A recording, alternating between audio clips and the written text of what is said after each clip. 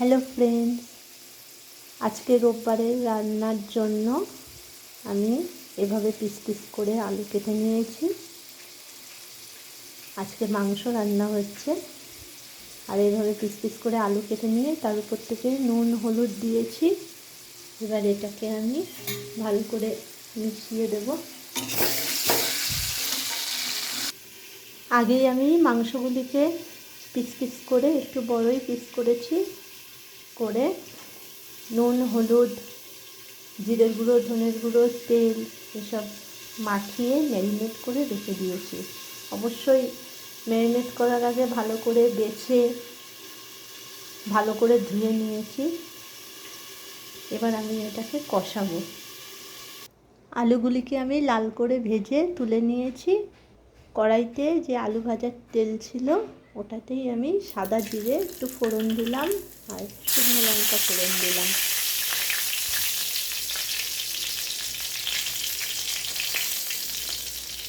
তারপর সেই তেলের মধ্যেই আমি কাঁচা পেঁয়াজ দিয়ে দিলাম, কুচানো পেঁয়াজ। এবার একটু নেড়ে চেড়ে নেব।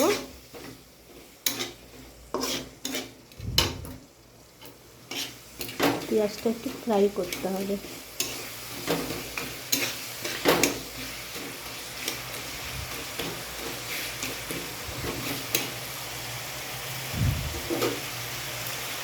এর মধ্যে আমি রসুন বাটা আদা বাটাও দিয়ে দেবো।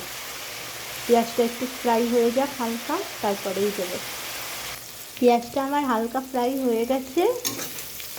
আমি একটা তেজপাতা একটু গোটা গরম মশলাও এর মধ্যে দিয়ে দিয়েছি একবারে। তারপর একটু রসুন বাটা একটু আদা বাটা দিয়ে আমি মাংসটা দিয়ে ভালো করে কষিয়ে নেব।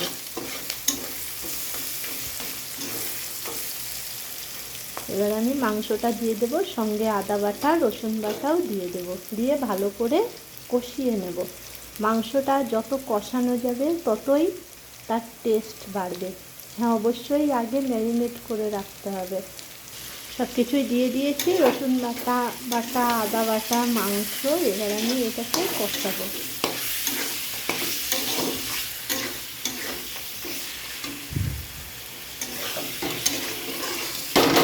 ভালো করে কষিয়ে নেব। যত কষাবো ততই টেস্টটা বাড়বে।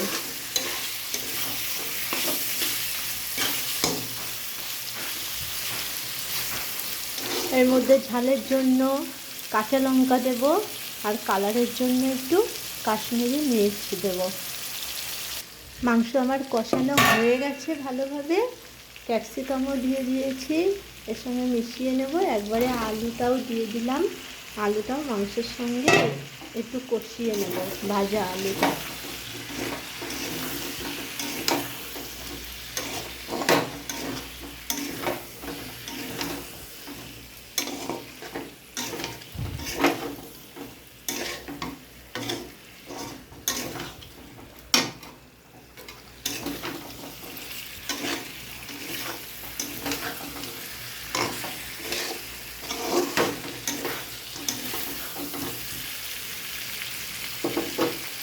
এবার জল দেব।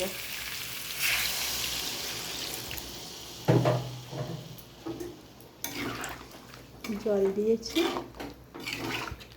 এবার একটু হলুদ দেব, একটু কাশ্মীরি মির্চ দেব।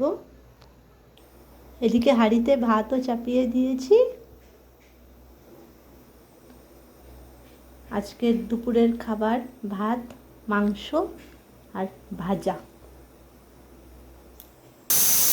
মাংসটাকে কুকারে দিয়েছিলাম একটু যাতে তাড়াতাড়ি ভালোভাবে সেদ্ধ হয়ে যায়। সঙ্গে আলুটাও তো বড়, যাতে কাঁচা না থেকে যায়। এই 3টে সিটি হয়ে গেল, আর একটা সিটি দিলেই নামিয়ে নেব। নামিয়ে আর একটু কড়াইতে দিয়ে আর একটু টানিয়ে নিলে হয়ে যাবে। এটাই শেষ সিটি। এবার আমি মাংসটাকে নামিয়ে নেব কুকার থেকে। সেদ্ধ হয়ে গেছে, আলু মাংস খুব ভালোভাবে সেদ্ধ হয়ে গেছে। মাংসটা আমার প্রায় হয়েই এসছে। আলু মাংস সেদ্ধ হয়ে গেছে, একটু ঝোল রেখেছি, ভাতের সঙ্গে একটু ঝোল পছন্দ করে আমাদের, খুব একটা কষা কষা করিনি।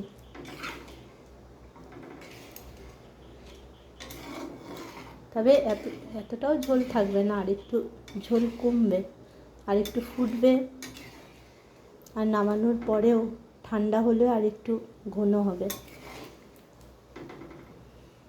মাংসটা আমার হয়ে গেছে, এবার আমি এটাকে নামিয়ে নেব।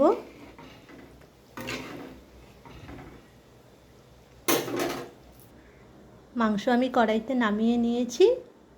এই যে আমার মাংস, একটু ঝোল আছে, ঠান্ডা হলে ধোয়া উঠছে দেখতেই পাচ্ছ, ঠান্ডা হলে আর একটু ঝোলটা ঘন হবে। এটা আমরা দুপুরে ভাতের সঙ্গে খাবো। ওদিকে আমার ভাতটাও হয়ে গেছে। ভাজা বানানোর জন্য আমি আবার কড়াইতে তেল দিয়েছি, তেলটা একটু হালকা গরম করে নিয়েছি। এবার আমি এইভাবে কেটে রাখা উচ্ছে আর কুমড়োগুলি কড়াইতে দিয়ে দেবো।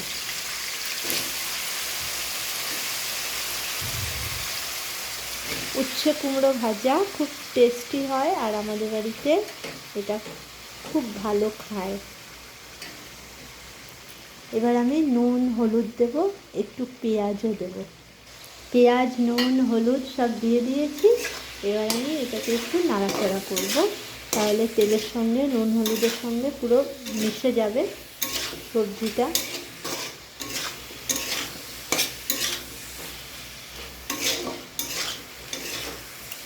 লঙ্কা দিইনি, কারণ উচ্ছেটা দিয়েছি তো, তেঁতোর মধ্যে লঙ্কা খেলে অনেক সময় অম্বল হয়ে যায়, যার জন্য লঙ্কাটা দেওয়া হয়নি।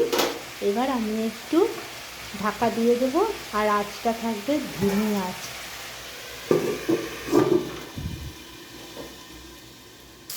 ভাজাটা আমার প্রায় হয়ে এসছে, আর একটু সময় রেখে আমি নামিয়ে নেব।